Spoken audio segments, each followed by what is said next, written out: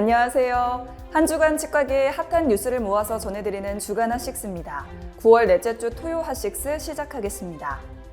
건강보험이 적용되는 1인당 임플란트 개수를 기존 2개에서 4개로 확대할 경우 건보재정이 8,268억 원 소요된다는 추계 결과가 나왔습니다. 취업치과의료정책연구원은 이 같은 내용을 최근 발간한 이슈 리포트를 통해 공개했습니다.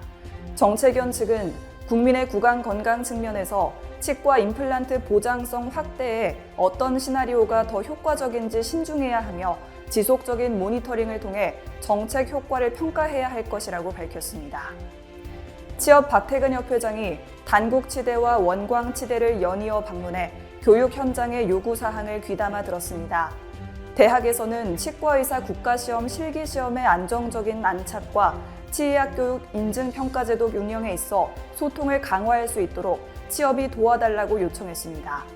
단국치대 이혜형 학장은 올해 첫 국시 실기시험이 진행되고 있는데 대학과 국시원과의 소통이 잘 진행될 수 있도록 역할을 바란다고 말했고, 원광치대 피성희 병원장은 수가 현실화 등 치과 진료 형태에 대한 변화와 발전이 필요하다고 강조했습니다.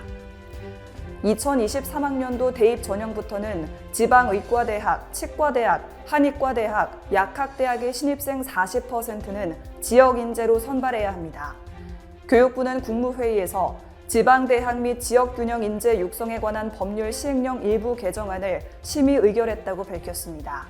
이번 시행령 개정은 지방대학 및 지역균형 인재 육성에 관한 법률에 따른 후속 조치로 지역 인재의 요건과 선발 비율 등에 관한 사항을 구체화한 것에 따른 것입니다. 서울대학교 치과병원이 의료기관 인증제도 중간 현장 조사를 마쳤습니다. 의료기관 인증제도는 환자의 안전과 의료의 질 향상을 위해 소비자들에게 양질의 의료 서비스를 제공하는 제도입니다. 치의료 관리 담당 윤혜정 교수는 이번 중간 현장 조사를 위해 관리 지침 개정과 인증 TFT 회의 등을 개최하고 자체 모의 조사에서 나온 지적사항을 개선하는 등 만반의 준비를 해왔다고 밝혔고, 구영 병원장은 앞으로도 향상된 환자 안전체계 구축을 위해 최선을 다하겠다고 다짐했습니다. 대한공공치의학회에 따르면 보건소에 근무하고 있는 치과의사 대다수가 업무 대행이나 임기제 등 비정규직인 경우가 많아 처우 개선이 필요한 것으로 나타났습니다. 특히 치과의사들은 일주일에 2, 3일간 근무하며 급여는 월 2, 300만 원 수준인 것으로 파악됐습니다.